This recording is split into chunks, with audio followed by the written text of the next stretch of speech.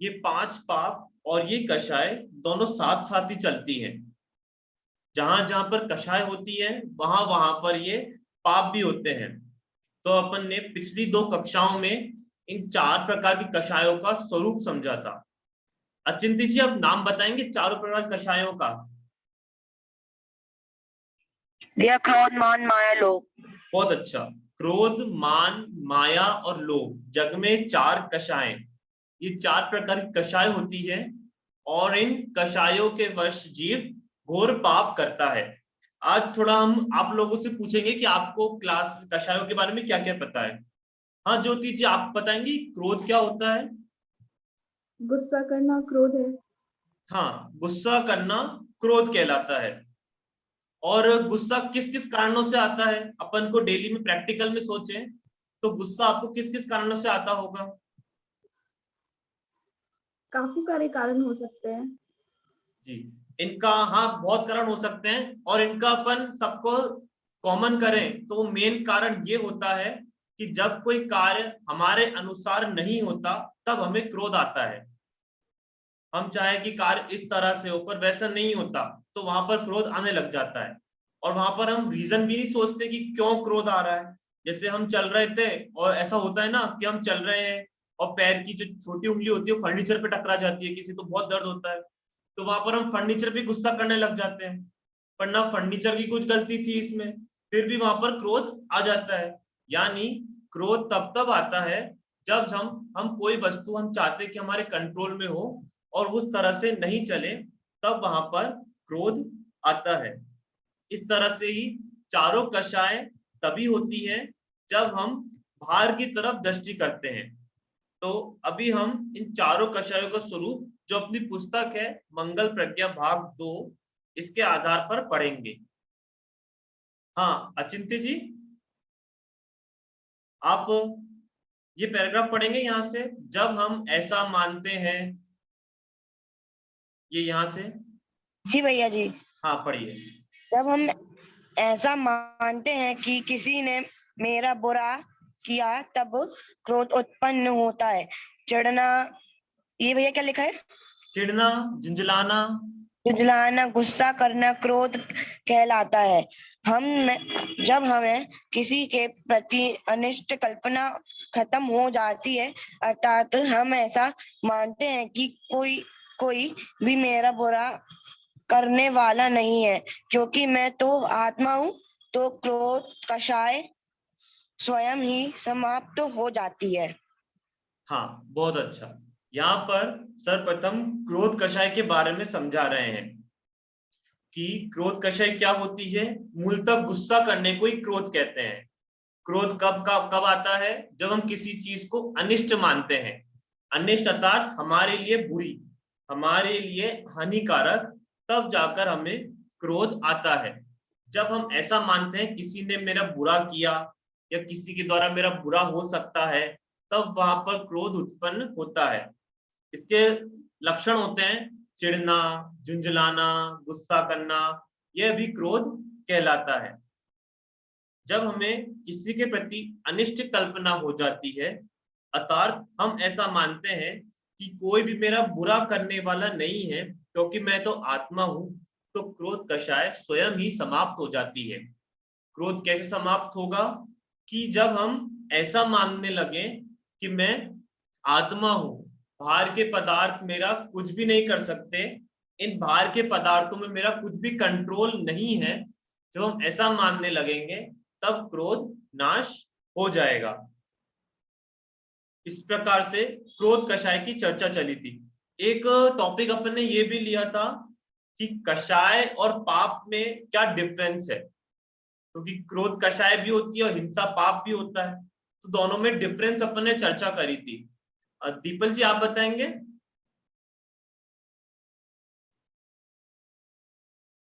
कि कषाय और पाप में क्या डिफरेंस है, अलग अलग है?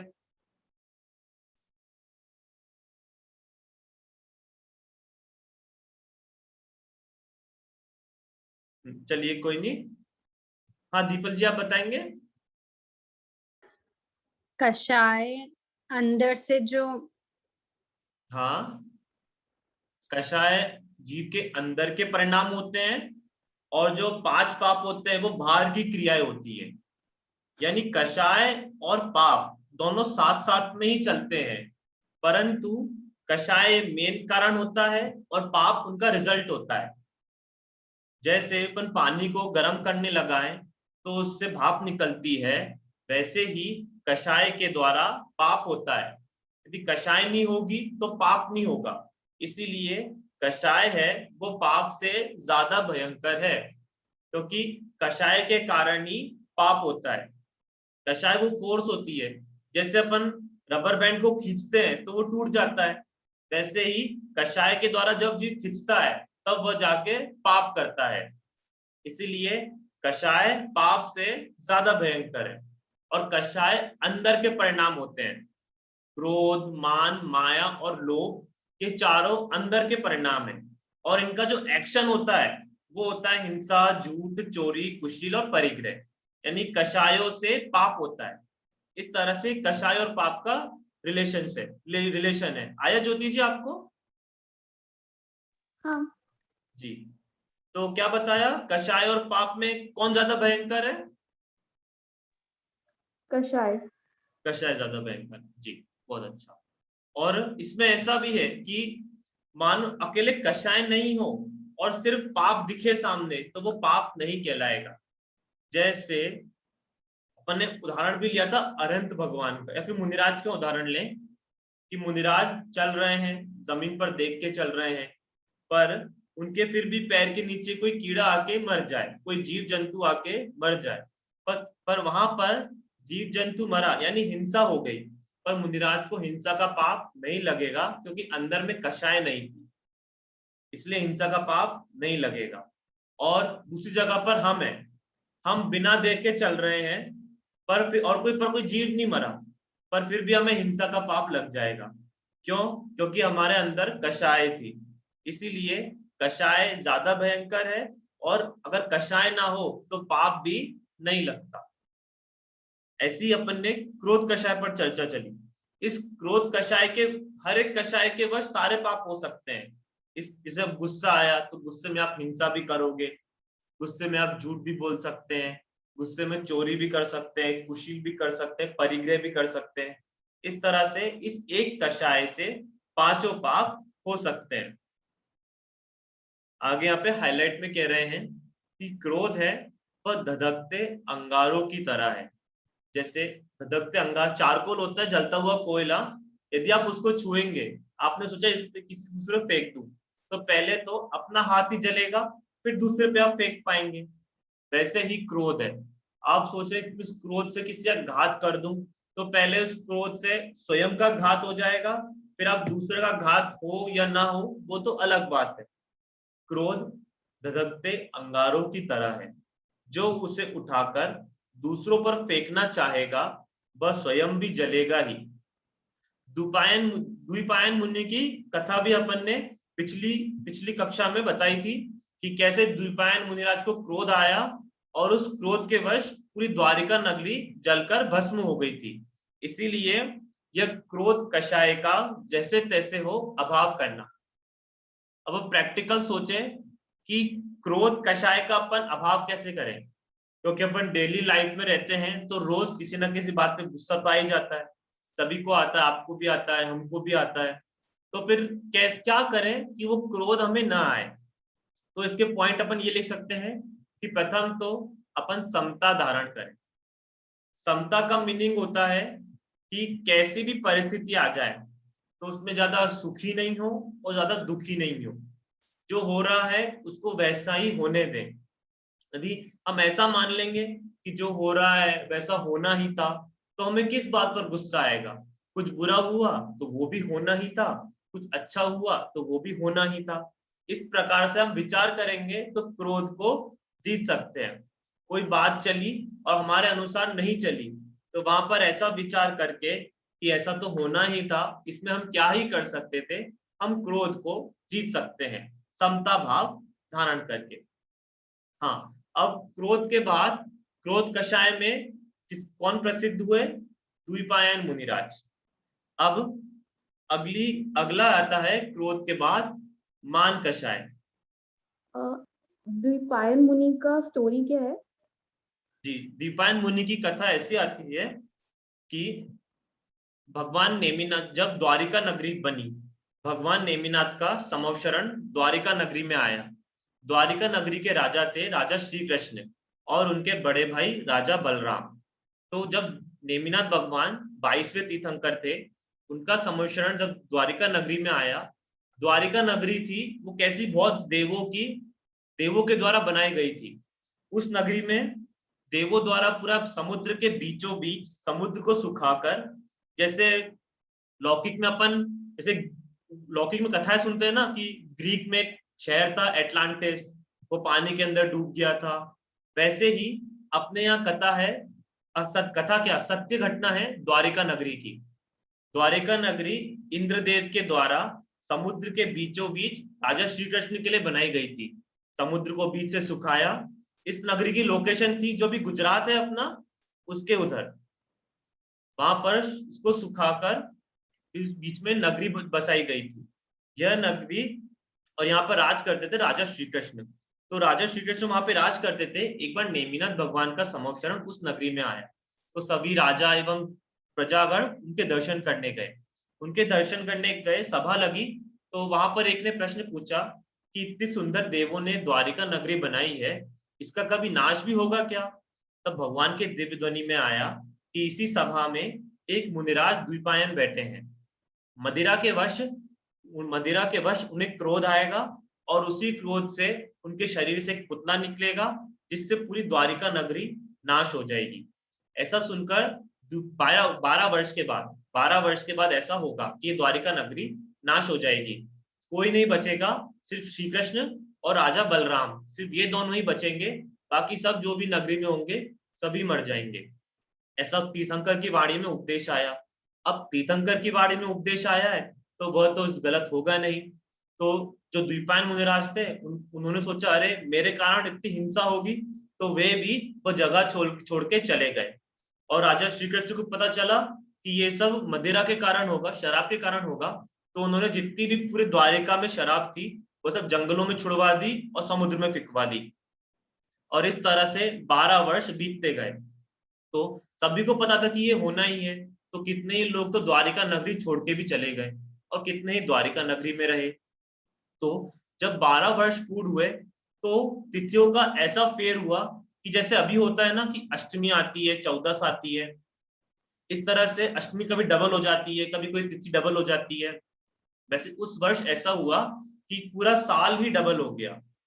तो जो 13वां साल होना था वो 12वां साल का ही रिपीट हो गया, यानी वो भी 12वें साल में गिनेंगे। तो द्विपायन मुनिराज भी भ्रमण करते करते 12 साल बाद वहां आ गए। उन्हें भी ज्ञात था कि अब 12 साल पूर्ण हो गए होंगे, परंतु 12 साल रिपीट हो गया है ये खबर उन्हें नहीं पता थी। तो वह भी भ्रमण करते करते द्वारिका नगरी के बाहर के जंगल में आकर, जंगल में बैठकर ध्यान करने लगे। तभी वहां पर कुछ यादवगण, यानी श्री कृष्ण के ही रिलेटिव कोई 3-4 लोग जो जंगल के भ्रमण करने निकले थे और रास्ता खो गए थे, वो प्यास के मारे जंगल में भटक रहे थे। वहां पर उन्हें गड्ढों में छिपी हुई शराब मिल गई, तो वो पानी समझकर उन्होंने वो मदिरा पान कर लिया और उसके उसके वश में लेकर वो चलने लगे। वहां पर उन्हें द्विपायन मुनिराज मिले, और उन्होंने उन पर खूब उपसर किया, उन पर पत्थर फेंके, उनको अपशब्द कहे। तो इस कारण वे द्विपायन मुनिराज, जो कि कौन थे, मुनिराज थे, परंतु मुनि दशा में भी वो क्रोध पे काबू न कर पाए और उन्हें तीव्र क्रोध आया। और इसी तीव्र क्रोध के कारण उनके शरीर के लेफ्ट साइड से एक बिल्ली के आकार का पुतला निकला। वह पुतला कैसा था, लाल कलर का था, और ये जो जो भी उसके रास्ते में चीज आती उन सभी को जलाता जाता। तो ऐसे जलाते जलाते वह द्वारिका नगरी पहुंचा और पूरी द्वारिका नगरी को भस्म करने लगा। इसमें श्री कृष्ण के माता पिता थे, वो सब भी मरण को प्राप्त हो गए। पूरी द्वारिका नगरी का नाश करते करते मात्र एक श्री कृष्ण और बलराम बचे थे, वो कैसे भी करके स्वयं को बचा पाए। उसकी भी ऐसी घटना थी कि जब उन्हें पता चला कि ये सब होने लगा है, तो उन्होंने एक रथ तैयार करा, रथ में घोड़े लगवाए और उसमें माता पिता को बिठाया, और पर रथ ऐसा हुआ कि रथ तो चलेगा ही नहीं, रथ चला ही नहीं, चला ही नहीं। तो कितनी कोशिश करी कि माता पिता को बचा लें, पर रथ बचा ही नहीं। वहां पर ऊपर से फिर आकाशवाणी हुई कि आप सिर्फ श्री कृष्ण और बलराम ही बचेंगे और कोई भी नहीं बचेगा। परंतु फिर भी वे प्रयास करते रहे। आखिरी में रथ पे जो घोड़े लगे हुए थे उनको हटाकर स्वयं श्री कृष्ण और बलराम घोड़ों की जगह लग गए, पर फिर भी रथ को नहीं खींच पाए। और अंत में सिर्फ वही दोनों जगह निकल पाए, और उस बिलाव के कारण और उस रिद्धि के कारण पूरी द्वारिका नगरी नाश हो गई। और अंत में वह आके द्रुपद मुनिराज के पास पहुंचा, और द्रुपद मुनि को भी उस समय नाश को प्राप्त हुए। उस समय वे भी उसकी अग्नि से जल उठे। इस प्रकार द्रुपद मुनि की एक कथा थी, जिन्होंने क्रोध के वश होकर संयम खोकर दुर्गति प्राप्त की। मात्र एक क्रोध कषाय में कौन प्रसिद्ध हुए? ऐसे ही द्रुपद मुनिराज, जिन्होंने अपने स्वयं पर काबू ना करा। अगर उस समय विचार कर लेते कि ये तो कर्म के उदय से होना ही है, तो मैं क्या करूं, ऐसा विचार कर लेते तो वहां पर क्रोध से बच जाते। परंतु उस समय क्रोध के वश में रहे, इसीलिए दूसरों को भी जलाए, स्वयं भी उसमें ही जल गए और मृत्यु को प्राप्त हुए। इसके बाद ये थे क्रोध कषाय की। अब इसके बाद आती है मान कषाय। मान कषाय का वर्णन ये अगले पैराग्राफ में है। आर्जव जी, आप पढ़ेंगे ये अगला पैराग्राफ? हाँ भैया। ये जब हम ऐसा मानते हैं, ये वाला। हाँ भैया जी। जब हम ऐसा मानते हैं कि परवस्तु का मैं स्वामी हूँ, तो हम परवस्तु के संयोग में स्वयं को बड़ा छोटा मानने लगते हैं। यही मान कषाय है। घमंड, गर्व, गुमान इसी मान के नाम है। परवस्तु के प्रति स्वामित्व छोड़ने से मान कषाय का भी अंत होता है।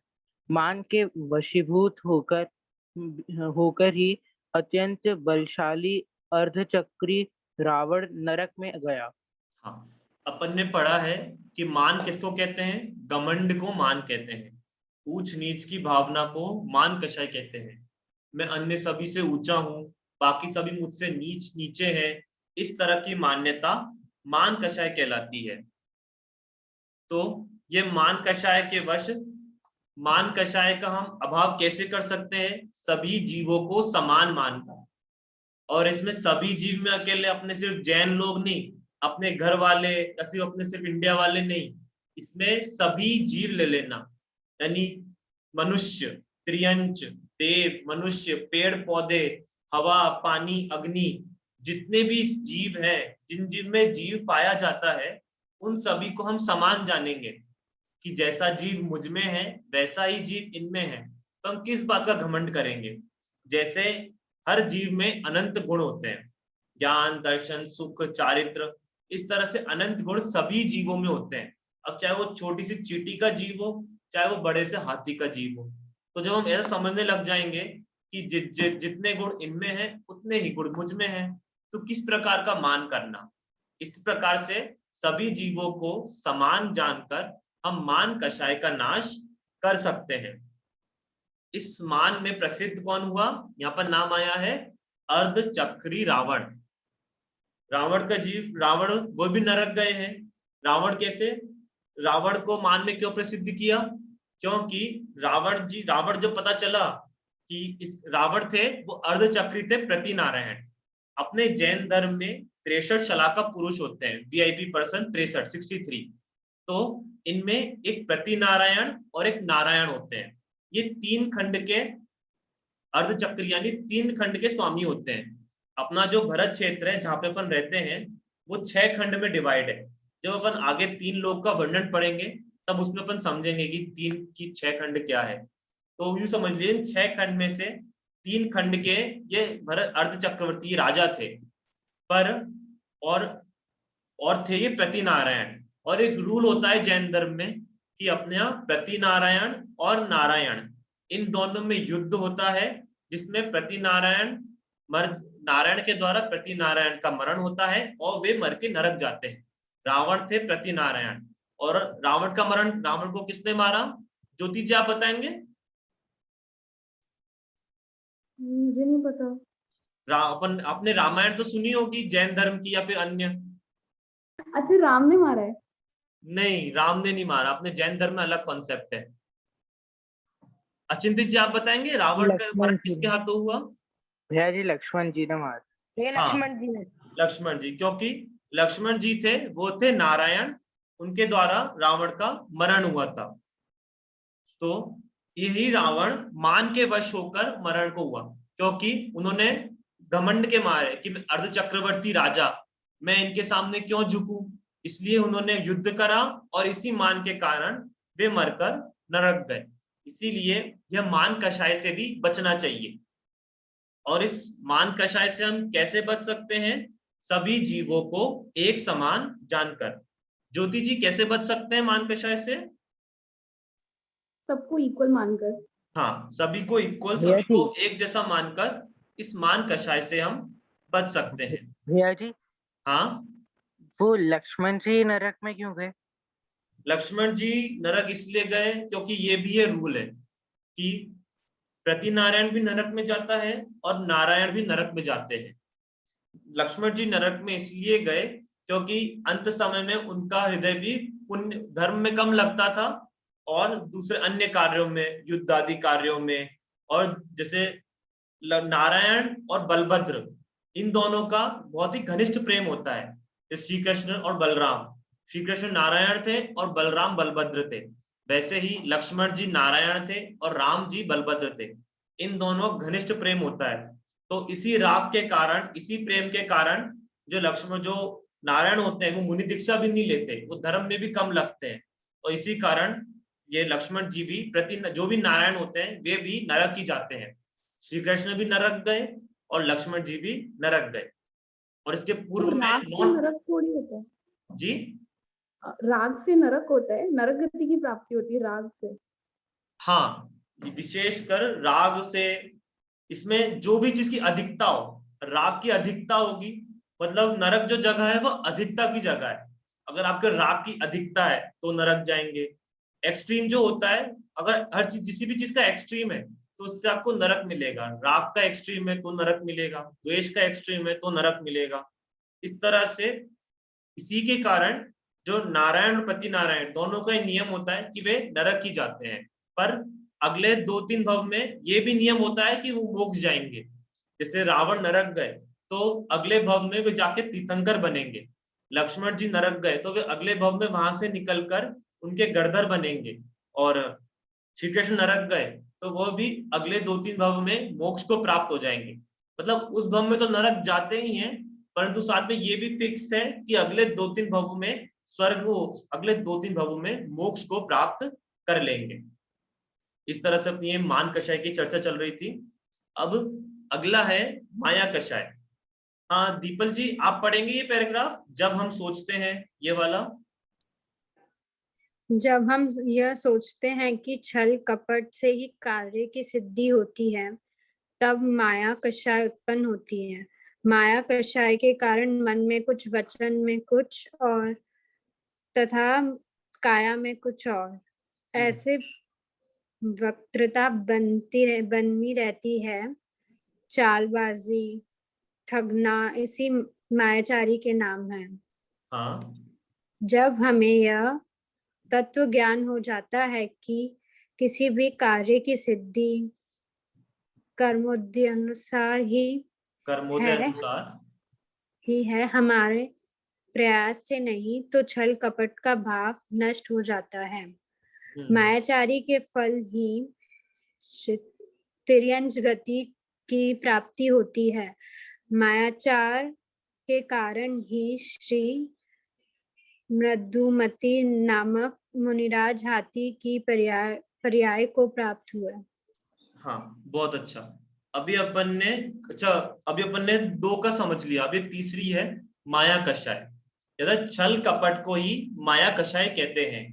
छल कपट का क्या अर्थ होता है कि यह पंक्ति लिखी है, माया कषाय के कारण मन में कुछ, वचन में और कुछ, वचन में और कुछ तथा काया में और कुछ, ऐसी वक्रता बनी रहती है। वक्रता का मतलब सिमिलैरिटी नहीं होना, यानी आप मन में कुछ और सोच रहे हैं, वचन में कुछ और कर रहे हैं और काया से कुछ और बोल रहे हैं, वह कहलाती है मायाचारी। जैसे अपन ने मंदिर का देव दर्शन का एग्जाम्पल लिया था कि अपन दर्शन करने गए, वह भगवान के सामने खड़े होकर हाथ जोड़ रहे हैं, ब्रह्मोकार मंत्र पढ़ रहे हैं, पर अपना मन कहीं और नाच रहा है, घर की कोई बात सोच रहे हैं या काम की कोई बात सोच रहे हैं, तो वहां पर मायाचारी का पाप लग रहा है। वहां पर अपन को ये नहीं कि अपन को देव दर्शन का पुण्य बन रहा हो, ऐसा नहीं, परंतु क्योंकि अपना मन वचन काय तीनों अलग अलग जगह है, मन अपना घर पे है, वचन और काय यहाँ पर है, तो वहां पर मायाचारी का पाप लग रहा है। यानी मन वचन और काय दोनों सेम रहने चाहिए। जो काम आप मन में सोच रहे हैं वही वचन में होना चाहिए, और जो वचन से बोल रहे हैं वही काय से होना चाहिए। जैसे आपने मन में सोचा कि मैं यह कार्य करूंगा, तो वचन में भी वैसा ही होना चाहिए और काय भी वैसा ही होना चाहिए। इस प्रकार से मन वचन और काय तीनों की समानता वह मायाचारी कहला, वह वो तीनों की वक्रता यानी तीनों का अलग अलग होना वह मायाचारी कहलाता है।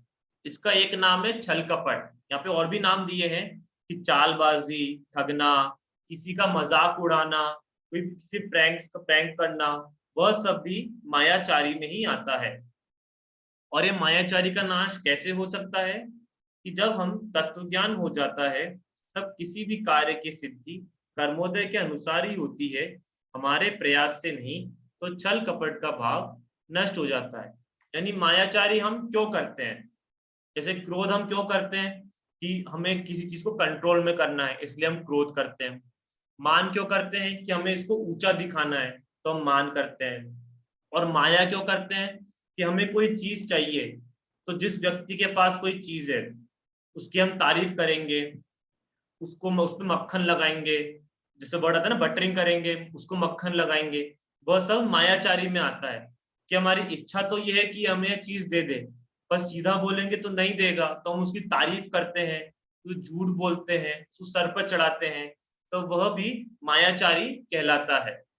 और इस मायाचारी के फल में ही त्रियंच गति की प्राप्ति होती है। त्रियंच वर्ड है जो, उसका मतलब होता है टेढ़ा होना। जैसे सभी देवगति के जीव होते हैं वे भी सीधे रहते हैं, नरक गति के जीव भी सीधे रहते हैं, मनुष्य के भी सीधे रहते हैं, पर त्रियंच के रहते हैं वो टेढ़े रहते हैं, यूं चलते हैं, तो इसलिए उसको त्रियंच नाम कहते हैं। और मायाचारी परिणाम कैसे होते हैं, वो भी टेढ़े होते हैं, यानी जैसा अंदर के परिणाम है वैसे बाहर की नहीं रहता, इसीलिए मायाचारी के कारण त्रियंच गति की प्राप्ति होती है। और इसी मायाचारी के कारण ही श्री मृदुमती नामक मुनिराज हाथी की पर्याय को प्राप्त हुए। मृदुमती मुनिराज की कथा मुझे भी ज्ञात नहीं है, परंतु यह किस कारण से हाथी की पर्याय को प्राप्त हुए यह मुझे ज्ञात होगा तो मैं आपको बताऊंगा, और अगर आप सभी को ज्ञात होता है तो आप हमें बताइएगा। तो मायाचार्य में कौन प्रसिद्ध हुआ, मृदुमती नामक मुनिराज। इस तरह से अपन ने ये मायाचारी समझा, छल कपट को, किसी को बढ़ाई करना, किसी की कुछ पाने की इच्छा से उसकी तारीफ करना, यह सब मायाचारी कहलाता है। और इस मायाचारी का नाश कैसे कर सकते हैं, मायाचारी का नाश तब कर सकते हैं जब हम समझ लें कि जो भी चीज प्राप्त होनी होगी वह अपने समय के अनुसार अपने आप हो जाएगी, तब जाके मायाचारी का नाश हम कर सकते हैं। अब इसके बाद आगे जब हमें अपने आत्मा से संतुष्ट नहीं होते तो पर वस्तु के प्रति आकर्षण, चलिए तो लोभ कषाय प्रारंभ हो रही है। तो इस प्रकार से हमने माया कषाय का स्वरूप समझा। हाँ ज्योति जी आप पढ़ेंगे अभी अगला पैराग्राफ। हाँ पढ़ते। जी, जब हम अपनी हाँ, आत्मा से संतुष्ट नहीं होते तो पर वस्तु के प्रति आकर्षण होता है और लोभ कषाय उत्पन्न होती है। जब समस्त सुखों के कारण तथा भंडार हमारा अपना आत्मा है, यह समझ में आने पर बाह्य वस्तु का आकर्षण मिट जाता है और लोभ कषाय का भी नाश हो जाता है। आसक्ति, आकांक्षा, गृद्धता भी लोभ के ही नाम है। लोभ पाप को बाप बखानो, समस्त पापों की जड़ लोभ कषाय है। इसी लोभ कषाय के वशीभूत होकर शुभम चक्रवर्ती नरक में गए। महाभारत का युद्ध भी इसी लोभ कषाय के कारण ही हुआ था। बस हाँ इतना ही। देखिए अब चौथी कषाय का नाम है लोभ कषाय। लोभ कषाय क्या होता है कि जिस चीज की जरूरत नहीं है उनसे ज्यादा चीजों की इच्छा रखना, वह कहलाती है लोभ कषाय। जब जीव अपने में संतुष्ट नहीं होता तो पर वस्तु के प्रति आकर्षण होता है और लोभ कषाय उत्पन्न होती है। इसको यूं समझ लें, जैसे हमें जरूरत है उन 4 कपड़ों की, पर हम रखे 50, तो वहां पर वह लोभ कषाय कहने में आएगा कि अपनी जरूरत से ज्यादा वस्तुओं का उपयोग करना, वह कहलाता है लोभ कषाय। और इसी लोभ कषाय के यहाँ पे नाम दिए हैं आसक्ति, यानी इच्छा, आकांक्षा, ग्रद्धता। ग्रद्धता मतलब किसी चीज को बहुत ही अच्छे से चाहना। जैसे आप अब इसमें कुछ भी ले सकते हैं, जैसे आपको कोई खाना कोई चीज बहुत पसंद है, कोई बहुत अच्छी लगती है कोई खाने की चीज, तो उसको आप चाहो कि रोज यही बने, रोज यही बने, तो वह भी लोभ में आएगा। लोभ में अकेला ऐसा नहीं कि पैसे की इच्छा होना या कोई वस्तु की इच्छा होना, अकेला वो लोभ नहीं होता, परंतु किसी भी चीज की, चाहे वो अच्छी हो या बुरी हो, वो उन दोनों चीजों की इच्छा करना, वह लोभ में ही आएगा। इस आपको किताब पढ़ना, कोई बुक पढ़ना बहुत पसंद है, तो आप उस बुक पढ़ने की इच्छा करते रहो कि ये बुक पढ़ूं मैं, इसमें ही ध्यान करते रहूं, तो वह भी लोभ में ही आएगा। किसी भी तरह की इच्छाओं का तीव्रता होना, वह लोभ कहलाता है। यहाँ पे पंक्ति दी है, लोभ पाप को बाप बखानो। जो हमारी 10 लक्षण पूजन है, 10 लक्षण धर्म की पूजन है, ये उसमें से ली गई है पंक्ति कि लोभ है वह पाप का बाप है। पाप का बाप क्यों है? क्योंकि इसी लोभ के कारण हम बाकी सारी पापों को करते हैं। ये लोभ के कारण ही हिंसा करते हैं कि पता चला कि यह कार्य करने से पैसे मिलेंगे तो यह कार्य हिंसा कर लेते हैं। लोभ के कारण ही झूठ बोलते हैं कि जैसे व्यापार आदि में होता है कि कोई 10 रुपीस की चीज है, वो 50 रुपए की बता दी, तो ये झूठ बोलने में आता है। लोभ के कारण ही चोरी करते हैं कि यहाँ इनके यहाँ पैसा पड़ा है, वो चोरी कर लेते हैं। लोभ के कारण ही कुशील होता है और लोभ के कारण ही परिग्रह होता है। यानी लोभ पाप का बाप, यानी 5 पाप, 5 पापों से ऊपर कषाय, और उन कषायों से भी सबसे ऊपर कौन? लोभ। और इस लोभ के भी सबसे ऊपर है मिथ्यात्व। यानी यूं समझे, पाप सबसे छोटा बेटा और उनसे बड़ा बेटा कषाय, और कषायों उन सबके पाप के पिताजी लोभ, और लोभ के पिताजी मिथ्यात्व, यानी पाप के दादाजी हो गए, वो हो गया मिथ्यात्व। यानी लोभ पाप का बाप है और इन लोभ से भी बड़ा रहता है मिथ्यात्व। समस्त पापों की जड़ यह लोभ कषाय है। इसी लोभ कषाय के वशीभूत होकर शुभम चक्रवर्ती नरक में गया। शुभम चक्रवर्ती की कथा भी अपन ने समझी थी, इसको बताते हैं शॉर्ट में कि शुभम एक मायावी देव उनके पास एक फल लेकर आया, और वह देव पूर्व में रसोइया था। वह उन्होंने शुभम चक्रवर्ती के पास वह एक देव फल लेकर आया जो कि मायावी था। शुभम चक्रवर्ती को फल बहुत पसंद आया। देव ने कहा आपको ऐसे फल चाहिए तो आप मेरे साथ मेरे द्वीप पर चलिए, वहां पर ऐसे बहुत से फल मिलेंगे। तो वो शुभम चक्रवर्ती नाव में अपने पूरी परिवार सहित बैठ गए। अब उस देव ने बदला लेने के लिए उस नदी में तूफान पैदा किया, और शुभम चक्रवर्ती को बोला कि यदि आप पानी पर रमोकार मंत्र लिख देंगे, पानी पर तो कैसे लिखा जाएगा, हल्का सा बस लाइन करेंगे और मिट जाएगा।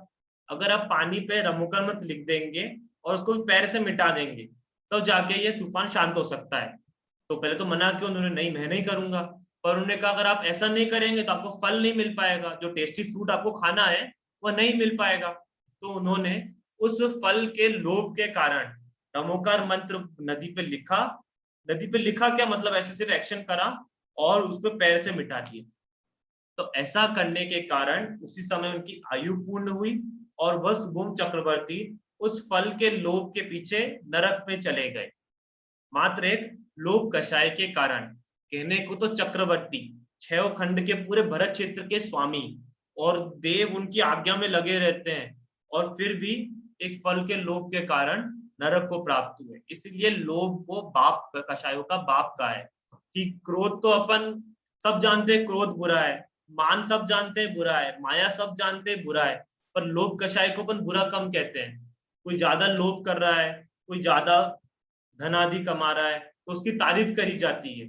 इसीलिए लोभ कषाय को पाप का बाप कहा है, क्योंकि इस लोभ को कोई पाप गिनता नहीं है, परंतु सबसे बड़ा पाप यही है। महाभारत का युद्ध भी इसी लोभ कषाय के कारण हुआ। महाभारत की कथा भी ऐसे ही है कि दुर्योधन आदि कौरव थे और 5 पांडव थे। वहां पर पांडवों ने कहा कि हमें सिर्फ 5 गांव दे दीजिए, बाकी सभी आप रख लीजिए। पर दुर्योधन ने वही मना कर दिया और उस जमीन के पीछे पूरी महाभारत हुई। इसमें भी कितने ही जीवों मरण को प्राप्त हुए थे। महाभारत का युद्ध भी इसी लोभ कषाय के कारण ही हुआ।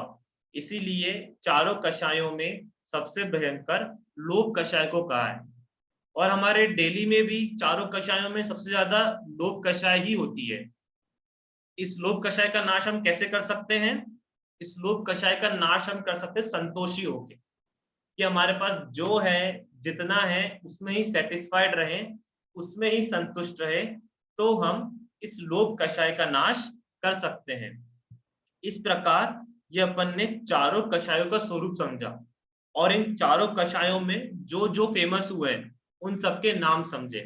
पहले क्रोध कषाय में हुए द्विपायन मुनिराज, दूसरे मान कषाय में हुआ अर्धचक्री रावण, माया कषाय में हुए श्री मृदुमती नाम के मुनिराज, और लोभ कषाय में हुए सुभोम चक्रवर्ती। अर्जित जी आप बताएंगे कौन कौन हुए अभी जो नाम बोले? हाँ भैया। हाँ बताएं। क्रोध कषाय में द्विमती मुनिराज हुए। द्विपायन द्विपायन मुनिराज हुए। हाँ मान कषाय में रावण हुआ। हाँ। माया कषाय में मृदुमती मुनिराज हुए। और लोभ कषाय में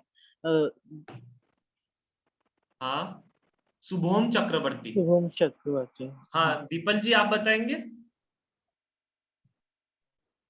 क्रोध में द्विपायन मुनिराज, हाँ मान में रावण, हाँ माया में मृदुमती हाँ मधुमती मुनिराज, लोभ में शुभम चक्रवर्ती।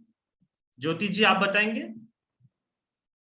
हाँ, क्रोध में द्विपायन, मान में रावण, हाँ माया में मृदुमती मुनिराज, और लोभ में शुभम चक्रवर्ती। हाँ अचिंत्य जी आपकी बारी। हाँ अचिंत्य जी आप बताएंगे।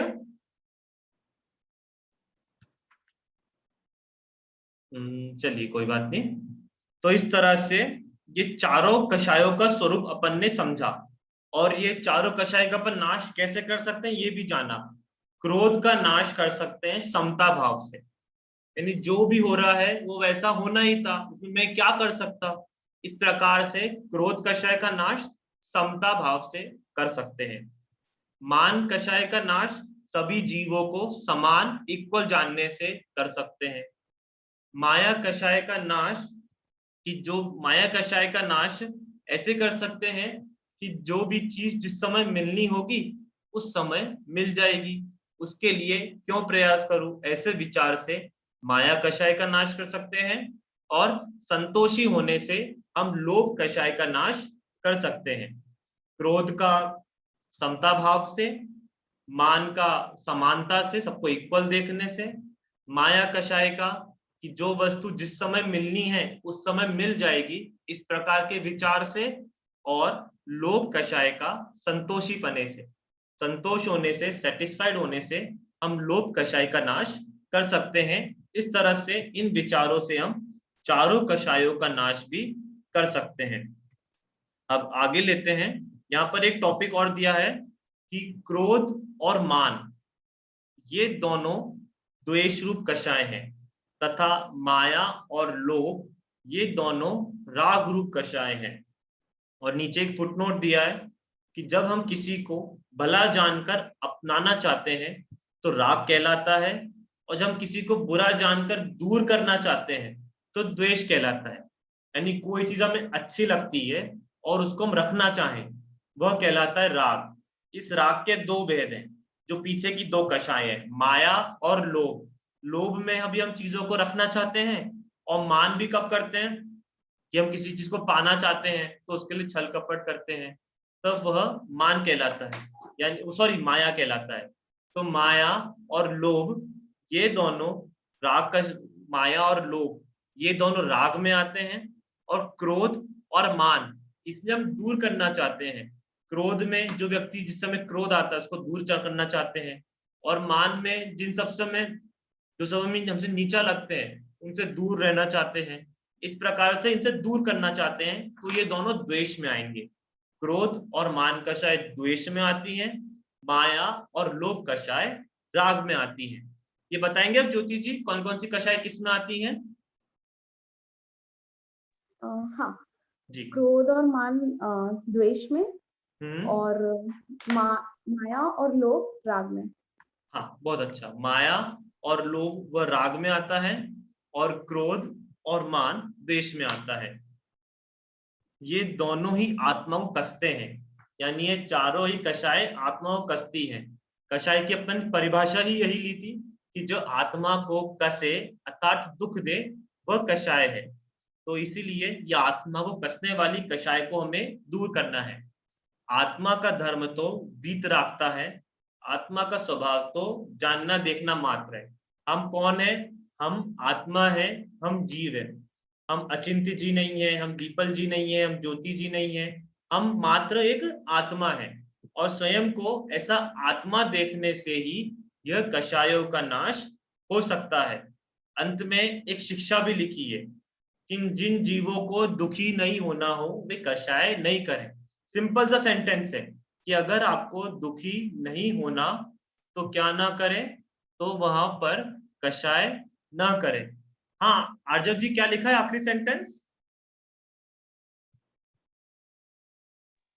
जिन जीवों को दुखी नहीं होना हो वे कषाय नहीं कर। वे कषाय नहीं करें। ये सेंटेंस, ये पंक्ति ली गई है मोक्ष मार्ग प्रकाशक ग्रंथ से। हमारे यहाँ एक आचार्य कल पंडित प्रवट टोडरमल जी हुए हैं, जैन धर्म के बहुत बड़े विद्वान हुए हैं।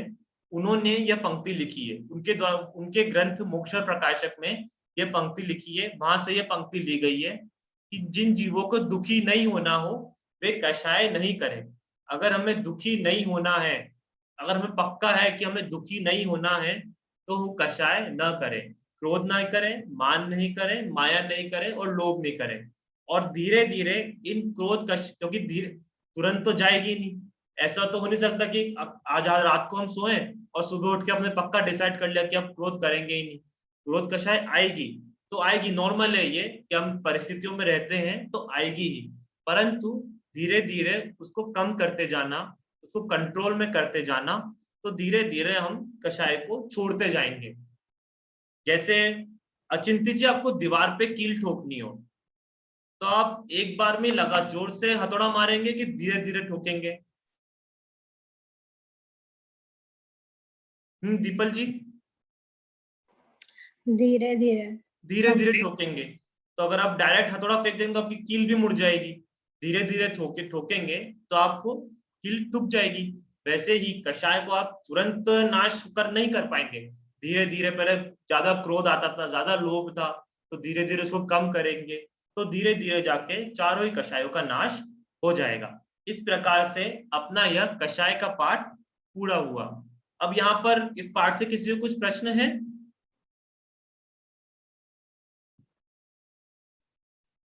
तो चलिए, अगर आप किसी को कुछ प्रश्न हो, अभी समय भी हो गया है, आप कक्षा के बाद या कभी भी आप हमसे पूछ सकते हैं।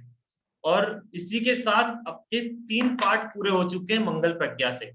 सर्वप्रथम तो देव स्तुति और 5 पाप और ये 3 कषाय। तो इन 3 पाठ पर आपका एक छोटा सा असाइनमेंट भी लिया जाएगा, पेपर भी लिया जाएगा, जिसके क्वेश्चन आपको बता दिए जाएंगे। ठीक है, तो उसका जो क्वेश्चन होगा वो भी आपको बता दी जाएंगे। और इसी के साथ आज की क्लास यही समाप्त करते हैं। जय जिनेन्द्र सभी को। जिनवाणी माता की जय।